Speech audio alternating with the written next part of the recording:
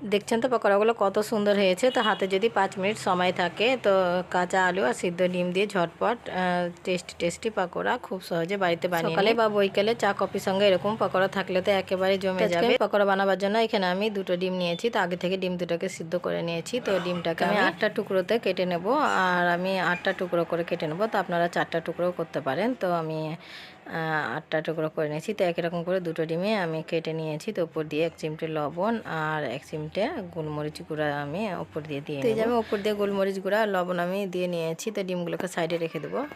পকোড়ার জন্য এখানে আমি বড় সাইজের একটা কাঁচা আলুকে গ্রেট করে নিয়েছি। তো আলুটাকে আমি খুব ভালো করে ধুয়ে শুকনা করে চিপে নিয়েছি। আর আলুটাকে শুকনা করে চিপে নেবেন, আলুতে একটুও যেন পানি না থাকে। আর এই যে বুঝতে পারছেন আলুটা একেবারে ঝরঝরে হয়ে আছে। তো এরকম আলুটা ঝরঝরে নেবেন। তো আমি একটা বড় মিক্সিং বলে আলুগুলোকে নিয়ে নেব। গ্রেট করা আলুগুলোকে আমি বড় মিক্সিং বলে নিয়ে নিয়েছি। এখানে একটা বড় সাইজে পেঁয়াজ কুচি করে কেটে নিয়েছি। তো এটাও দিয়ে নেব। আর এখানে আমি একটা কাঁচা লঙ্কা কুচি করে নিয়েছি। তো এটাও দিয়ে নেব।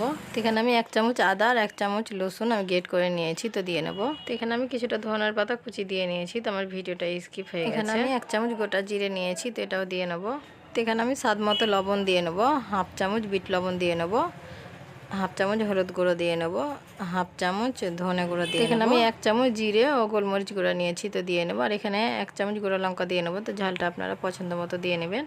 এখানে 1 চামচ চাট মশলা দিয়ে নেব, 1 চামচ টমেটো সস দিয়ে নেব। তাই মশলাগুলো দিয়ে নিয়েছি। তো খুব ভালো করে মেখে নেব।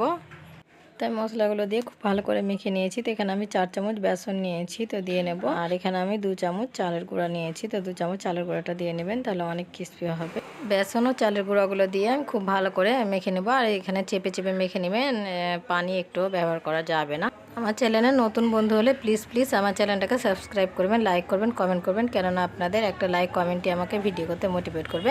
আর যিনারা আগে থেকে করে রেখেছেন তাদেরকে অনেক অনেক ধন্যবাদ। এই যে আমি খুব ভালো করে মেখে নিয়েছি আর শেপ দেওয়া যাচ্ছে। তো আমার 4 চামচ আর 2 চামচ চালের গুঁড়াতে পারফেক্ট হয়েছে। তো আপনারা যদি আলু কম বেশি নেন তো বেসনটাও কম বেশি নিয়ে নেবেন। প্রথমে আমি অল্প মেখে রাখা আলুগুলো নিয়ে নেবো, দিয়ে হাতের সাহায্যে ছড়িয়ে নেবো, দিয়ে কেটে রাখা ডিমগুলো একটা নিয়ে উপর দিয়ে আবারও আমি এভাবে হাতের সাহায্যে চেপে গোল করে নেব। তো এই যে আমি হাতের সাহায্যে চেপে গোল করে নিয়েছি। আর দেখলেন তো কত সহজে পকোড়াটা বানানো গেল।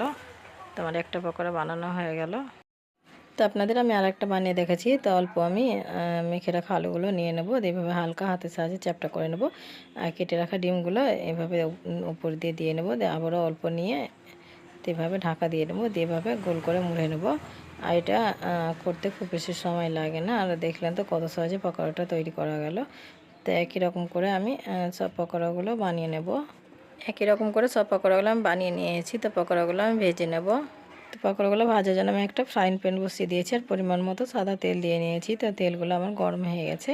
তো একটা একটা করে কাঁচা আলুর পকোড়াগুলো আমি তেলে দিয়ে নেব।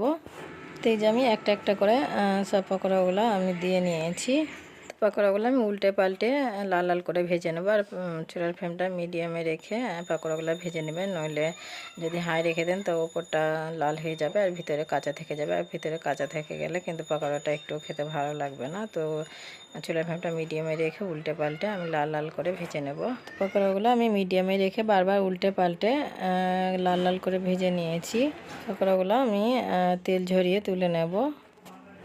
তো এই যে আমি পকোড়াগুলো তুলে নিয়েছি। আর দেখছেন তো পকোড়াগুলো কত সুন্দর হয়েছে। একই রকম করে সব পকোড়াগুলো আমি ভেজে নিয়েছি আর একটা প্লেটে তুলে নিয়েছি। কত ক্রিস্পি হয়েছে পকোড়াটা।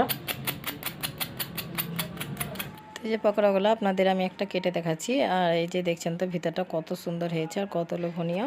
তো ঝটপট কিছু খেতে ইচ্ছে হলে মাত্র 5 মিনিটে কাঁচা আলু ও সিদ্ধ ডিম দিয়ে টেস্টি পকোড়া খুব সহজে বাড়িতে বানিয়ে নিন। তো আমার এই পকোড়া রেসিপিটা যদি ভালো লাগে তবে লাইক কমেন্ট শেয়ার করবেন আর আমার চ্যানেলটাকে সাবস্ক্রাইব করবেন, কেননা যখনই নতুন কোনো ভিডিও আপলোড দিব সবার প্রথমে আপনার কাছে পৌঁছে যাবে।